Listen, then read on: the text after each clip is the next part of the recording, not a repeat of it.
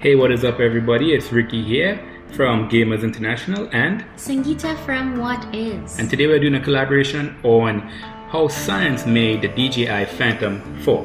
Okay, so first, before we dive straight into the topic on how science made this drone what it is today, first I'd like to talk about how the Phantom 4 was designed. It has the same iconic profile that we all know and love. Now, just want to talk a little bit about what makes this Phantom what it is.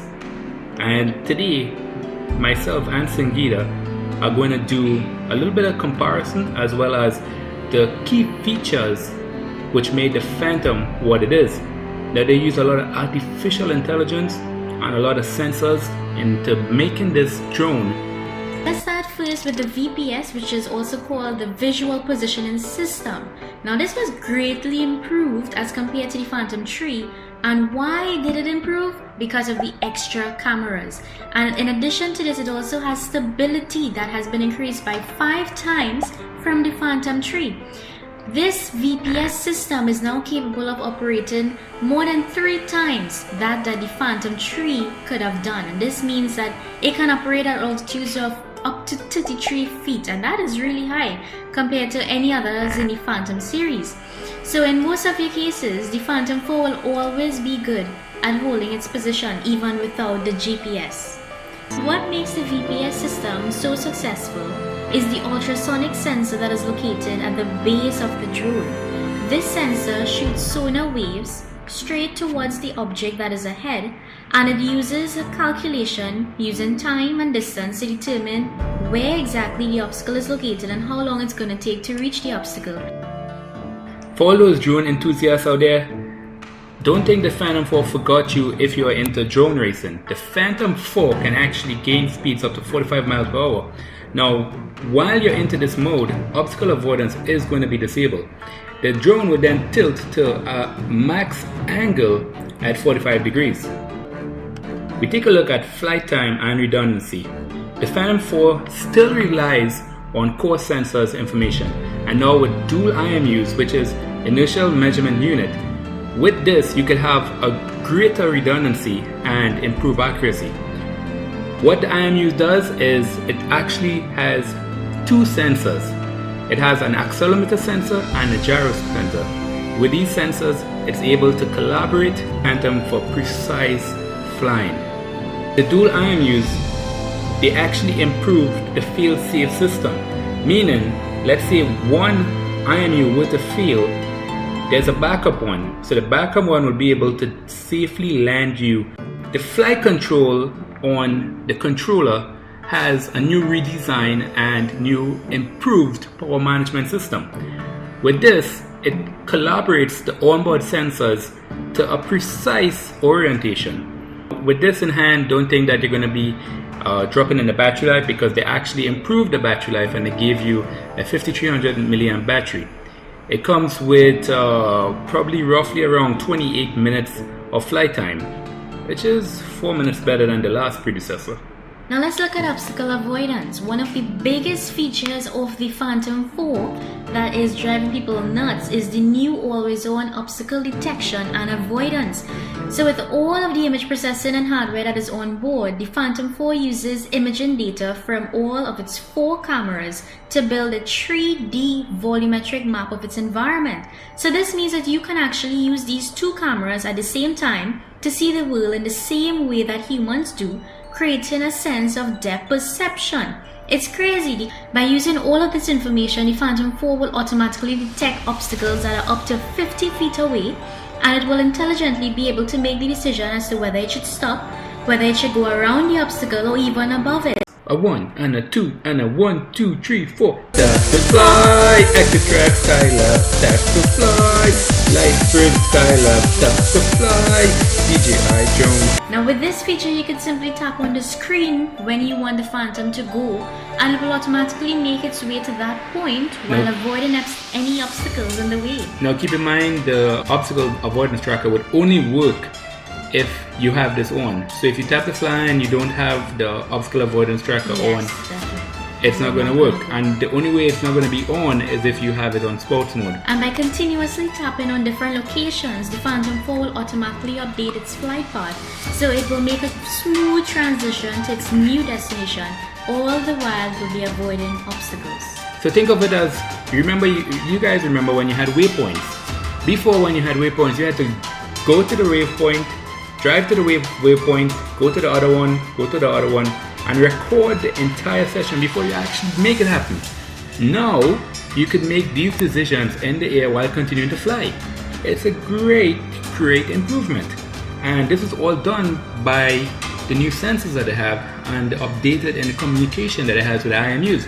It's flawless. So now we come to one of the coolest features in the Phantom 4. It's only one of the coolest. Yes, it's one of the coolest, guys. Be sure to check that out. Be sure to subscribe when you're all at it. I hope you're subscribing. Spam that button, spam that subscribe button, and make sure you like this video. We work hard on this video to bring for you guys because you want to know just what you're buying.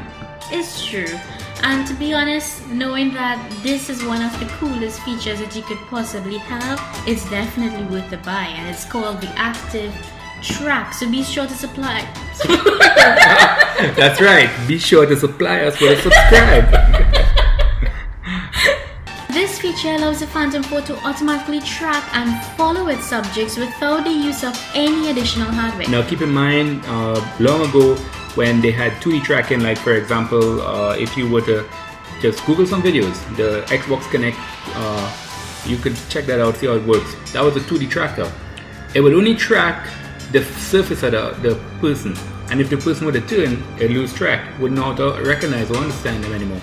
And that's because it uses 2D tracking, right? As a traditional way. Yeah, but now, all you have to do is use your finger to create a box around the subject, and then you tap the go button. Once you do that, besides the fact that this could dramatically help pilots film their subjects, it actually is quite amazing.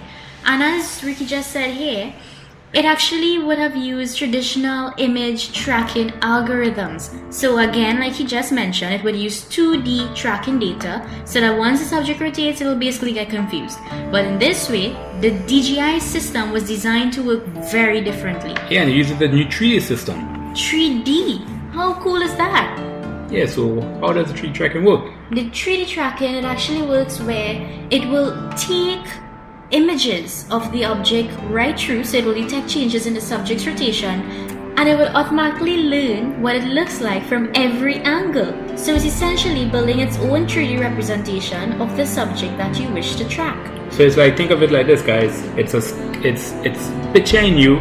The drone is picturing you in a skeleton form. Well, that's the best way I could probably put it for you guys. And in this form, it's actually going through every single movement that the skeleton could make.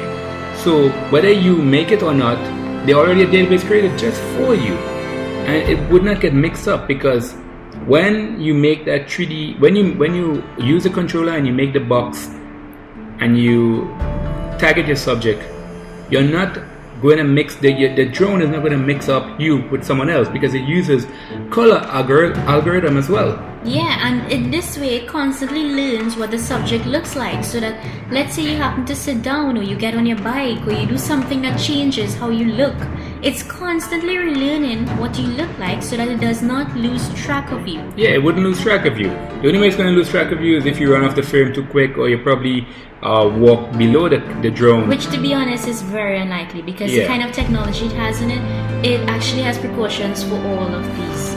Yeah, so it keeps track of you and makes sure that you're always in frame. If it is that it does not, if it is that it does kind of lose focus of you for a little bit, what's going to happen is that it's going to try to get you back in frame. It's going to reconnect. Yeah, it's going to try to do that. Yeah, it's going to do this without you even doing anything to the controller. So you don't have to worry too much about that. It's going to be great. Now, as far as pricing goes, there's only one thing with the Phantom 4. This is the only model that's available right now, and for retail price it goes at $13.99. And to be honest with you guys, it's not too bad. It's not a bad price, considering all of the things you're getting for what you're paying for.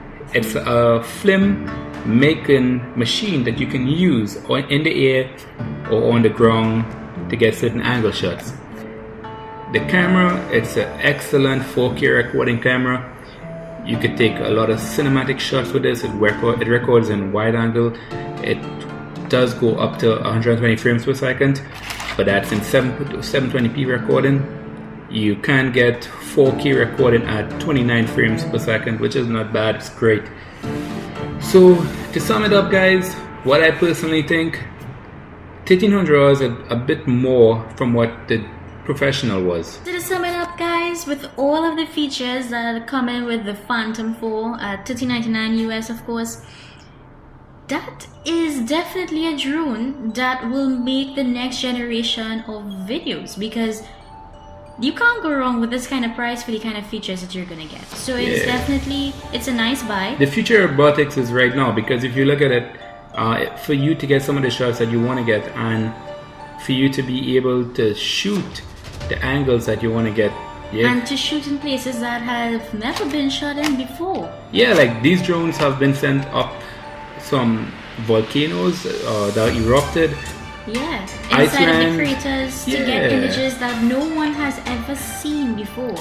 Yeah, so if it is that you're looking into this drone, we personally think it's a great drone.